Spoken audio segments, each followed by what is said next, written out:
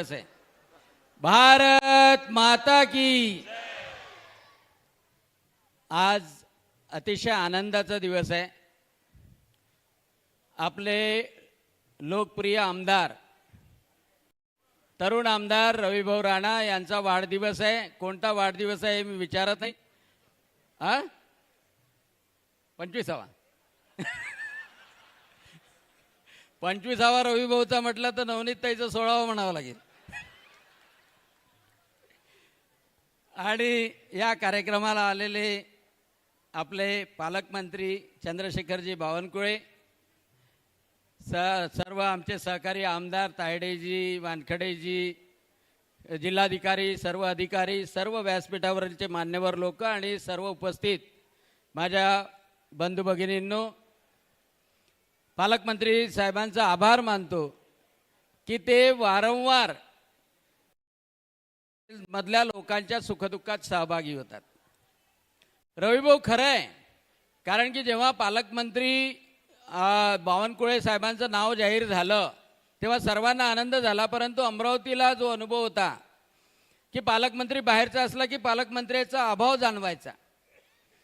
आणि महसूल मंत्री चंद्रशेखरजी बावनकुळे हे सातत्याने इथे येतात। असं वाटत नाही की अमरावतीचा माणूस पालकमंत्री झाला नाही, ती उणीव भरून काढली, म्हणजे ती उणीव तशीच ठेवा असं नाही म्हणत आहे मी। तर पालकमंत्री म्हणून अतिशय सुंदर काम, जास्तीत जास्त निधी आपल्याकडे खेचून आणण्याचे काम अतिशय चांगल्या तऱ्हेने केलं जिल्हा नियोजनमध्ये। इथे जिल्हाधिकारी आहे, जास्त निधी आणला आणि जास्त निधी लवकरात लवकर खर्च होईल याचं नियोजन सुद्धा अतिशय चांगल्या तऱ्हेने केलं। याचा फरक काय पडतो? याचा फरक सामान्य माणसावर पडतो। प्रधानमंत्री नरेंद्रजी मोदींनी 34 कोटी लोक गरिबी रेषेच्या बाहेर काढले, म्हणजे जे अतिशय गरीब होते त्यांना वर आणण्याचं काम प्रधानमंत्री नरेंद्रजी मोदींनी केलं। मुख्यमंत्री देवेंद्रजी फडणवीसांनी प्रत्येक ठिकाणी, प्रत्येक तालुक्यात, प्रत्येक मतदारसंघात राजस्व अभियान झालं पाहिजे हे निक्षून सांगितलं। आणि आता सगळे आमचे आमदार सगळीकडे राजस्व अभियान घेतात आहे, म्हणजे शेवटच्या माणसापर्यंत अधिकाऱ्याकडे हेलपाटा मारायची गरज राहणार नाही, तुमच्या घरापर्यंत अधिकारी येतील असं नियोजन महसूल खात्यातर्फे आणि मुख्यमंत्री देवेंद्रजी फडणवीसांनी केलेलं आहे। आणि म्हणून तो फरक पडलेला आहे। आणि म्हणून आज रवी राणा यांना शुभेच्छा देताना मी एवढंच सांगू इच्छितो की देणाऱ्याने देत जावे, घेणाऱ्याने घेत जावे आणि घेता घेता देणाऱ्याचे हात द्यावे।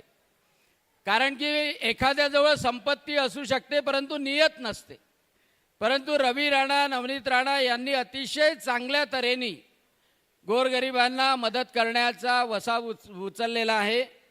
आणि त्यामुळं मी रवी राणांना दीर्घायुष्य मिळावं अशा मनपूर्वक शुभकामना देतो।